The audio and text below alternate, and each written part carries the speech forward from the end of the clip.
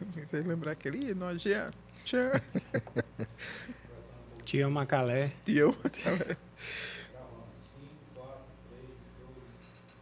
Olá, você que acompanha as plataformas do Grupo TCM, o TCM Notícia, o TCM HD, as rádios da rede TCM, o nosso Spotify, YouTube. Boa tarde, bom dia, boa noite a você que nos acompanha. Estamos aqui em mais um podcast TCM. Vonúvio Prachedes já soltou uma rajada de tiros aqui. Olá, Vonúvio, olá, Filipe. Vamos aqui aos destaques da nossa semana, né? Vamos, é sempre bom estar de volta e tem muito assunto, né, Vonúvio? Tem muito assunto, depois de um processo eleitoral emocionante, ainda mais o resultado das urnas, né? Ali no popular pau a pau, a gente chega aqui ao nosso podcast pós-eleitoral. Uma semana tensa, né? Meio que nem acabou, né? É. Tem gente que acha que não acabou. Tem gente que acha que não acabou, né? Mas o presidente Bolsonaro já reconheceu ali o resultado das urnas, já iniciou o processo de transição, disse que faz parte do jogo da democracia, né? Pediu até que seus apoiadores que estão aí interrompendo o fluxo nas BRs liberem as rodovias. O pessoal está meio sem entender direito, mas a semana foi marcada por esse assunto, né? Eu acho que o presidente ele não gosta de falar sobre o assunto, não quer falar sobre o assunto, ele podia fazer um gesto. Porque às vezes o político ele fala muito mais por gestos do que pela fala, né? Ele demorou 45 horas para fazer um pronunciamento que não disse muita coisa com nada. Ele poderia fazer um gesto de pegar uma toalha e jogar assim, era um simbolismo dizendo que estava jogando a toalha, que estava realmente o processo encerrado. Jogou a bandeira, de repente uma bandeira branca também, pedindo paz aí para essa turma que ainda está bagunçando. Aparentemente, Bolsonaro tem problema só em admitir publicamente a derrota, né? Dizem interlocutores ali deles, você está lendo ali nos grandes jornais, que ele internamente tem uma postura muito mais tranquila. Ele já visitou ministros do Supremo, já encontrou com Alckmin, e todas as vezes foi tranquilo e brincou e disse que ia ter uma mudança de poder aí, uma mais transparente possível, né? Digamos assim, uma transição, desculpa, tinha faltado a palavra, uma transição mais célere, mais transparente possível. Então parece que é muito mais só a imagem de dizer. Parece que internamente ele já, quando é no privado, ele já admitiu essa... No pronunciamento que ele fez no meio da semana, né, após aquele primeiro pronunciamento pós-resultado das urnas, quando ele pediu para o pessoal desobstruir as rodovias, ele adotou um tom bem mais sereno, né? Parecia um tom bem mais tranquilo, falando sobre a democracia, pedindo para o pessoal desobstruir as rodovias, enfim, parecia algo um pouco mais tranquilo, né? Até num semblante, num tom de contentamento, ou não, melhor, contentamento não, mas de aceitação bem maior do que ele usou no primeiro discurso.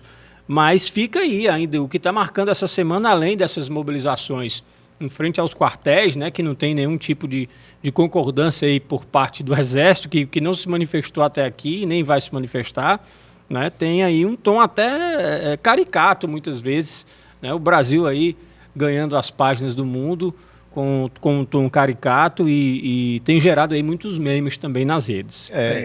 Tem muitos memes, né? O favorito nosso é o do homem pregado no caminhão. Aquele ali já fizeram tudo cima, já passou pro governador Caraúba, já tem foto dele em Paris, nas pirâmides do Egito, em todo canto. E o bom é que ninguém sabe como acabou aquele cara. A curiosidade é, cadê o camarada, né? Onde é que ele tá? Ele deve ter descido um pouco distante da barreira e deve ter voltado a pé, porque ele estava na contramão. Se tivesse que voltar, tinha que pegar uma outra carona para alguém que pudesse dar a volta. Mas realmente são cenas que trazem um certo tom jocoso para esse pessoal, que esse pessoal fala sério. Não é brincadeira o que eles estão dizendo, né? Eles estão pedindo intervenção militar, estão pedindo intervenção federal, né? Num termo mais ameno. Mas para eles, a questão é séria. Quem está levando como chacota é o outro lado que ganhou. Mas não só o outro lado. As pessoas que têm um pensamento, pelo menos sensato, ou que procuram respeitar o que prevê a Constituição, porque isso é antidemocrático. Total. Né? O próprio ministro Alexandre de Moraes, presidente do TSE e ministro do STF, disse que isso é um ato criminoso. Todas essas pessoas são enquadradas como criminosas. A fala dele ontem foi nesses termos, sem qualquer arrudeio, né?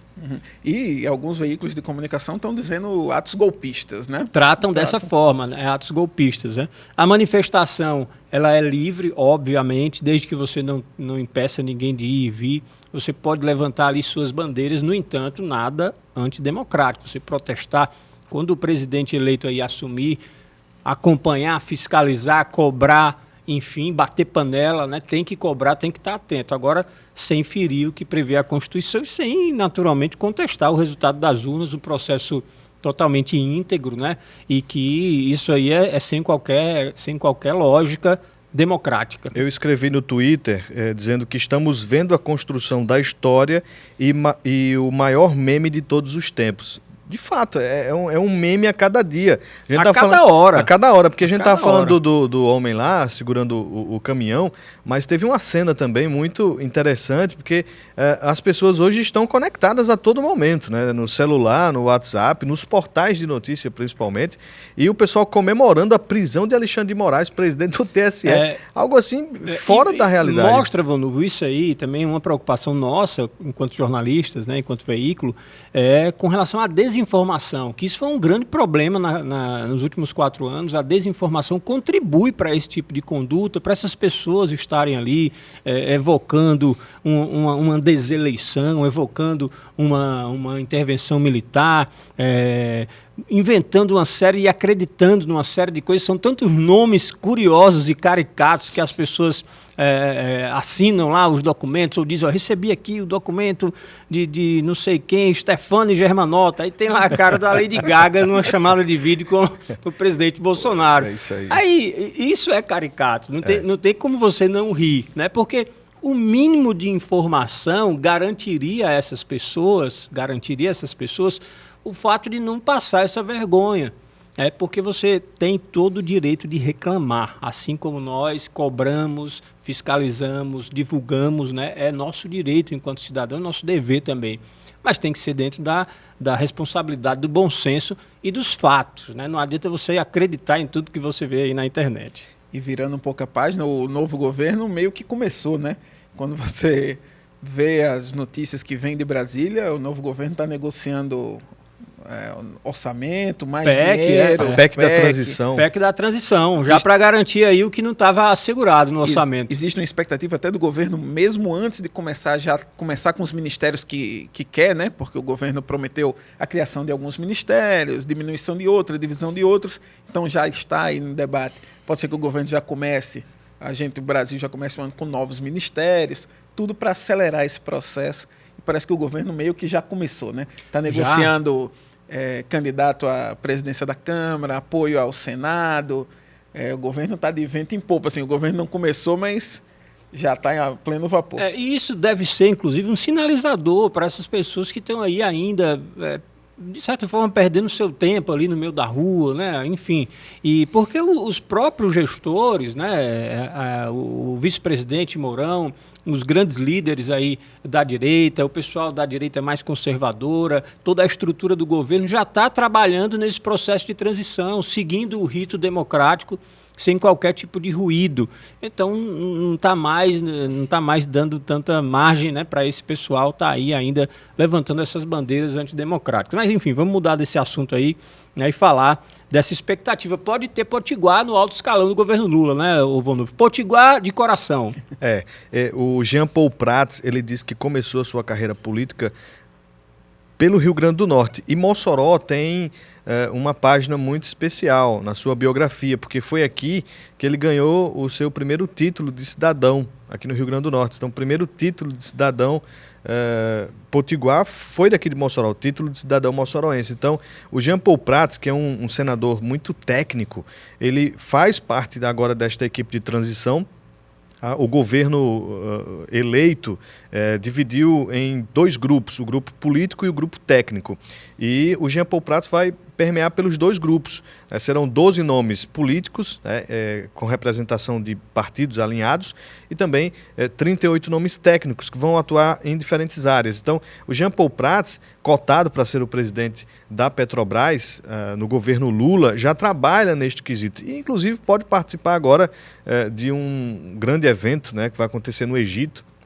E parece que ele foi confirmado na comitiva de Lula, que não tomou posse ainda, mas vai participar representando o Brasil, representando já o novo governo. Então, em Jean Paul Prats, assumindo essa função estratégica dentro do governo de Lula, a gente pode ter certeza de que teremos um suporte ali no governo federal para além dos deputados alinhados, para além da governadora Fátima. Então, realmente, o Estado tende a ter essa atenção. Jean Paul Prats, que foi, ali no início dos anos 2000, secretário da governadora Vilma de Faria, né? Ela traz a Jean Paul Prats, que morava no Rio, já era ligado à Petrobras, era colunista do jornal o Globo de energia, e ele veio para o Rio Grande do Norte ser secretário com essa missão, transformar o potencial, tirar do papel o potencial eólico do Rio Grande do Norte. Então, se a gente é a potência que a gente é hoje, muito é do trabalho da sedimentação feita por Jean Paul Prats ali no governo Vilma. É impressionante como ele virou uma referência, e o Rio Grande do Norte virou uma referência nesse sentido. Eu queria mudar um pouquinho da pauta também, falar sobre os sinalizadores, né, desse novo governo Lula.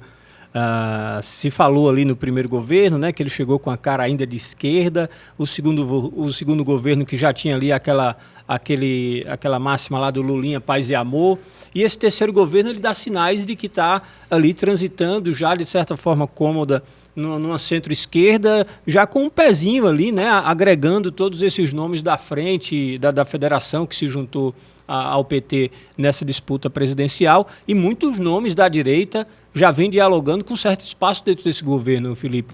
Acho que sim, acho que o que a gente vai ver, eu acho, um sentimento meu, é que o Lula vai tentar ser uma espécie de grande redentor, né? Eu acho que Lula vai tentar deixar o nome dele maior do que o PT. E ele já vem dando vários sinais ao PT dizendo que esse governo não é um governo do PT, é um governo do Brasil. Acho que ele vai tentar sair, é o último, né? Ele disse que só vai ser eleito essa vez, não vai tentar reeleição, e ele vai tentar sair maior do que o PT. Então, acho que a gente vai ver alguns estresses aí com figuras tradicionais do PT, porque não vai ter espaço, como teve no primeiro mandato, que praticamente todos os ministros eram do PT, né? Principalmente os importantes. Você vai ver aí escolha de vários partidos, pessoas até que nunca estariam num palanque, né, de 10 anos atrás, 15 anos atrás do PT. Acho que a gente vai ver um governo muito misturado. Eu aposto até que é um governo de centro. Não diria nem que é um governo de centro-esquerda. Próximo candidato a gente pode ter encabeçando a chapa outro partido e o PT de vice? Eu acho que essa é a tendência. Provavelmente. Essa frente ampla, que agora se confirma com Alckmin liderando essa transição, é um recado. Né? É um recado e passa outras mensagens também. Não é só o presidencialismo que vai conduzir esta gestão. Vai ser um presidencialismo parlamentarista. Então, já existe essa coordenação que é feita por manter já, a partir de agora, a possibilidade de se haver essa PEC da transição, chamando o Congresso, essa responsabilidade dos legisladores. Não é uma questão só do presidente, do vice, da equipe eleita. É também uma corresponsabilidade de quem está no poder, de quem vai estar no poder. Então, essa frente ampla, ela dá muitos recados. O principal dele é, não podemos retroceder. A gente precisa sempre avançar. O Alckmin hoje está sendo uma peça fundamental. Daqui a 4 anos pode ser o candidato, né? Em se mantendo esse alinhamento, pode ser o candidato do PT, com uma aliança com o MDB, Simone Tebet, que é uma figura que deve fazer parte desse governo. Então, é uma mudança na formatação da política para dizer o seguinte, olha, a gente sabe o que é que não dá certo, então a gente não vai fazer a coisa errada. É um sinalizador bem interessante, né? Você tem aí pessoas como Tebet, Alckmin, Marina Silva, Janones, nenhum desses grandes nomes durante a campanha de Lula foram do PT, né? Nenhum. E a gente está colocando de fora aí o Ciro Gomes, que poderia ser uma peça importante. Sim, ele ficou ali, ele manifestou um apoio muito mais partidário do que pessoal, né? E está meio de fora desse processo. Eu acho que ele também não vai, pelo tanto de ruído que foi criado já entre o ex-ministro Ciro Gomes e sempre candidato ali à presidência e esse grupo do presidente Lula. No momento, ele não tem muito espaço ali para dialogar com essa frente ampla, não. Não tem porque não quis. Não tem porque não quis, de fato. Não quis e não foi de agora, né? Exato. Quando o Haddad foi candidato à presidência, já tentaram essa puxada dele para cá e não houve essa disposição. Muito se fala sobre a permanência de Bolsonaro como liderança da oposição. Ele vai ter a pensão dele como ex-presidente, continua com aquelas regalias de ter motorista, de ter segurança e tal. É um ex-presidente. Mas ele, junto com o PL, o Valdemar Costa Neto, garantiu que ele vai ter um salário, vai ter ali algumas benesses. Mas será que ele vai se manter como liderança da oposição? É um questionamento que é feito hoje, porque Aécio, em 2014, ele teve mais de 51 milhões de votos.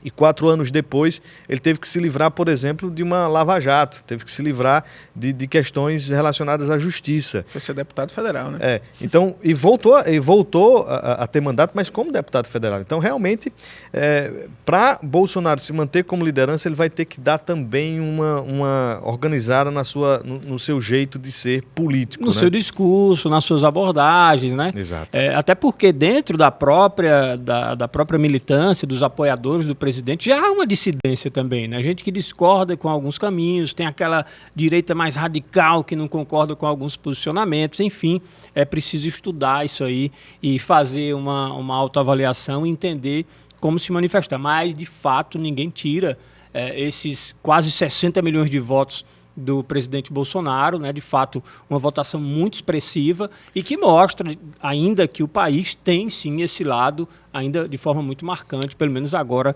em novembro de 2022. E político sem mandato é o quê, Filipe? Nada. É isso que ele precisa entender também. Então, o pessoal já fala em ele ser candidato a prefeito do Rio, né? Daqui a 2 anos. Por isso que ele precisa de um mandato, né? Para ter a sua manutenção ali, a sua expressão sempre viva. E o que a gente tem que observar?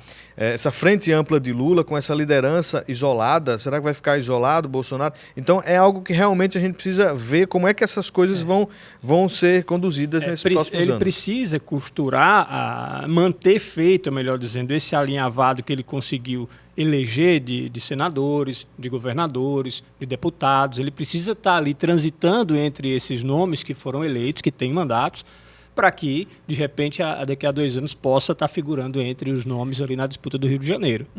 A gente vai ver nesse próximo ano, talvez até menos, uma peneirada do que é bolsonarismo mesmo, né? Vamos ver aqui a bancada federal do Rio Grande do Norte, por exemplo, no PL, você tem João Maia. João Maia já foi um grande aliado de Lula, trabalha com Fátima constantemente, ou seja, ele não é propriamente um bolsonarista que vai ficar na trincheira de oposição. Então a gente vai dar uma peneirada. É um deputado das conveniências, do momento político. Ele é de centro, né? Ele é de centro, então você não vai ver. Então a gente tem que ver também quem é esse grupo que ele vai liderar, né? Moro, ele lidera Moro? Não sei.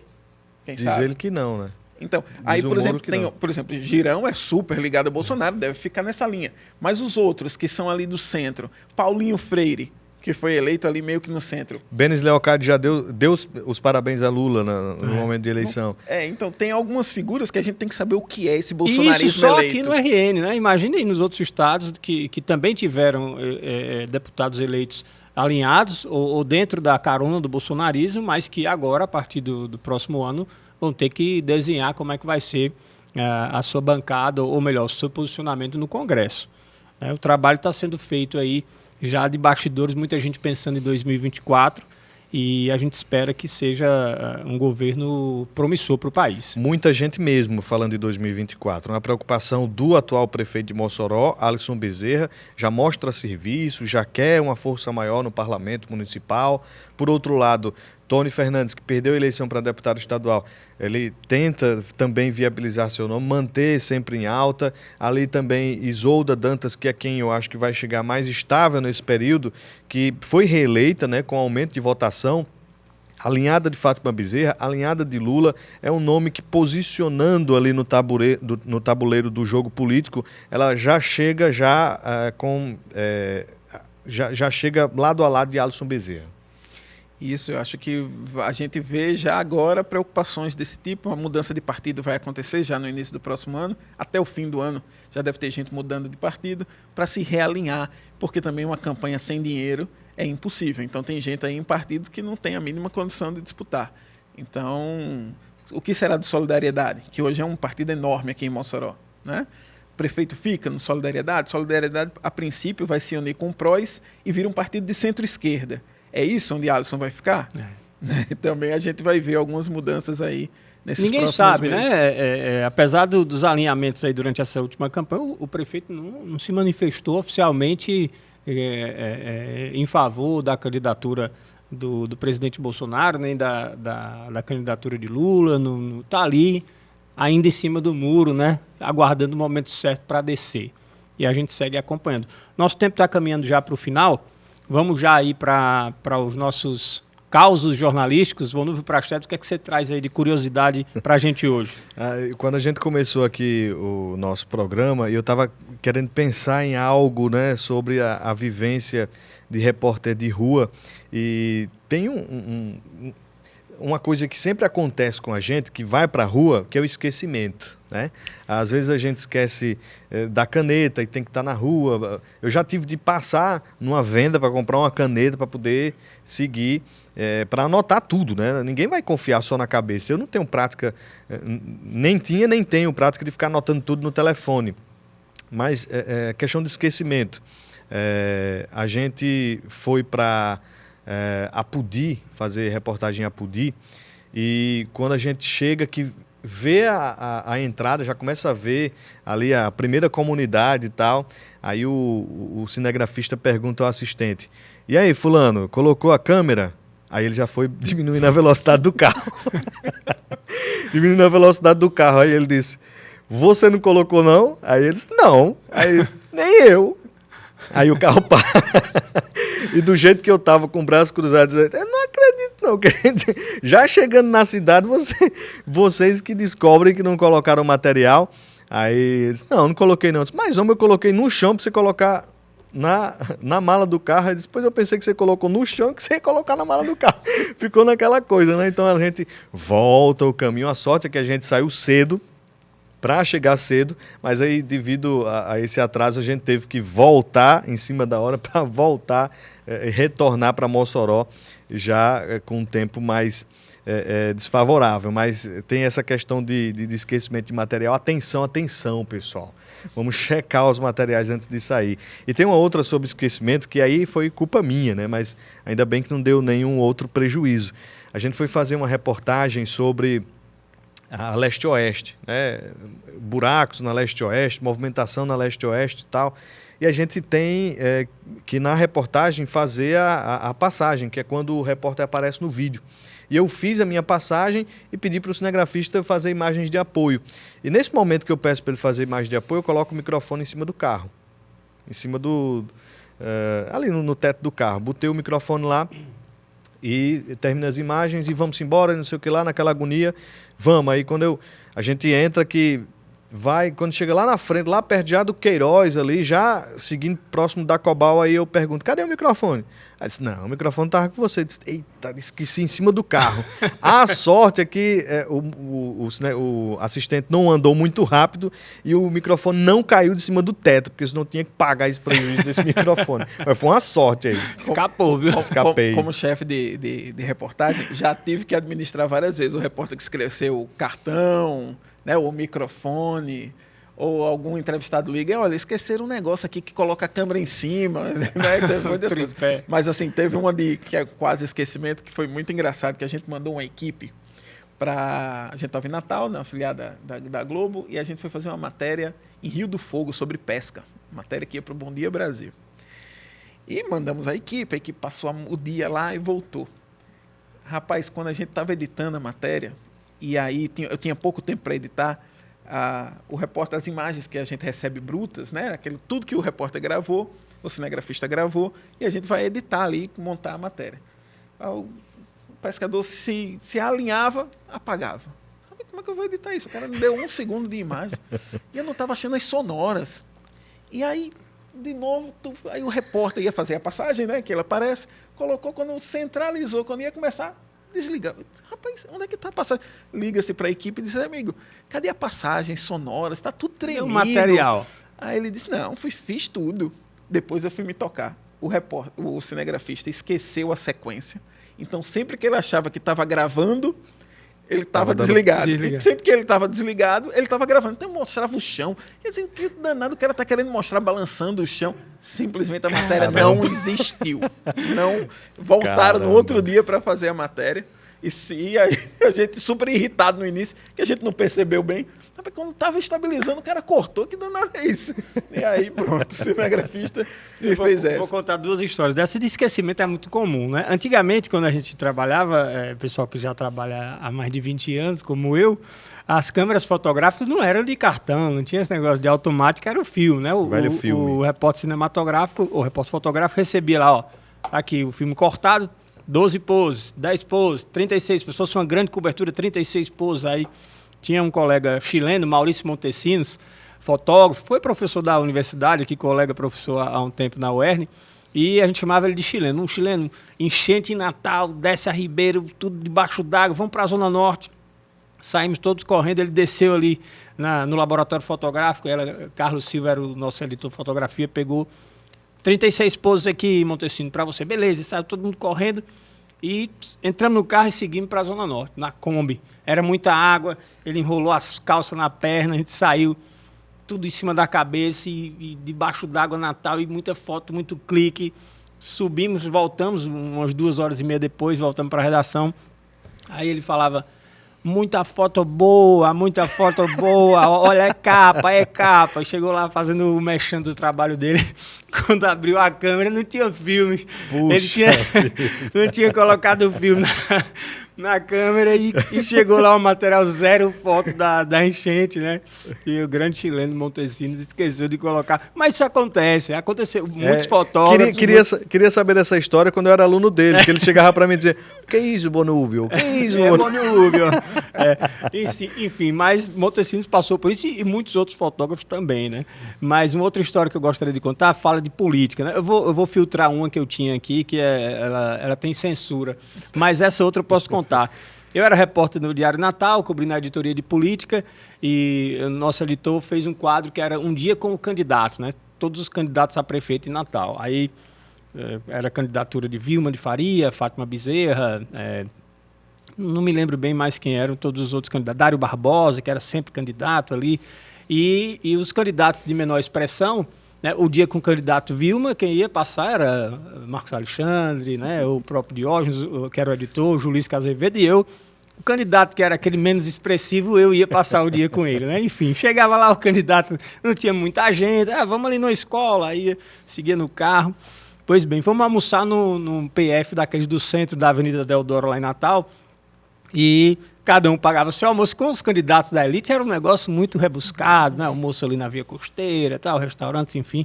Almoçamos lá no PF do centro. Quando a gente ia sair, o carro do candidato não pegava. Não pegava de jeito nenhum. E o pessoal que acompanhou ele já tinha ido embora, né? Aí sobrou para quem empurrar o carro dele? O repórter que vos fala, né? Ele disse, irmão, tem como você dar uma descolada aí, dar uma forcinha aí, o candidato. Eu, vamos lá, empurra o carro dele, e a gente empurrou o carro até o carro funcionar. Era um Renault, daqueles bem antigos, sabe? Um Renault bem antigo. E o carro dele funcionou e saiu, né? Para a gente terminar o nosso dia de pauta. Mas foi um episódio bem curioso, bem divertido na cobertura política, falando de eleições ainda. Moisés, você falando de eleições, eu lembro de uma história sobre candidatos e tal. Aqui na TCM Eleições Municipais, a gente vai cobrir as agendas dos candidatos, né? Aqui nas eleições municipais. E num determinado sábado eu fui escalado para fazer a cobertura dos candidatos. Eu fui cobrir lá o professor Ronaldo, né? Aí eles, professor, onde é que o senhor está, professor? Eles, estou em deslocamento, estou indo para o comitê. Aí, o senhor está por onde? Estou aqui perto da praça. Aí, quando a gente chega na praça, lá vem de bicicleta. Não, disse, porque aqui a minha caminhada é sustentável. Vem de bicicleta. Aí ele disse, Aí eu perguntei, mas e onde é que vai ser o encontro? Onde é que vai ser a reunião? Agora essa movimentação de campanha. Eu bem animado, pensando que ia ser um negócio bem pra frente. Aí eles, vai ser no nosso comitê. Aí onde é o comitê? Na casa da minha mãe. Aí chega lá, comitê na casa da mãe dele, a gente senta, toma um cafezinho e conversa. Professor Ronaldo é uma figura, um abraço, professor Ronaldo. Tá aí a agenda do professor Ronaldo de um sábado de campanha. Sábado de manhã. Dançarino. A agenda foi um café com Vonur. Olha aí. Bom Mas é demais. isso. Mas é bacana, né? A É bom. política ela tem dessas coisas, as estruturas, mega estruturas de campanha e as estruturas mais modestas, né? Sempre Exato. que o candidato está ali botando a cara para jogo. Mas é isso, vamos lá. A gente vai ficando por aqui. A você que acompanha, reveja aqui o nosso podcast no YouTube, no Spotify, no tcmnoticia.com.br. Semana que vem a gente está por aqui. Valeu, Vonúvio. Felipe, obrigado a vocês pela participação mais uma vez no TCM Podcast. Valeu. Valeu, até a próxima. Um abraço. O cerimonial anuncia a presença de Fernando Nicolas.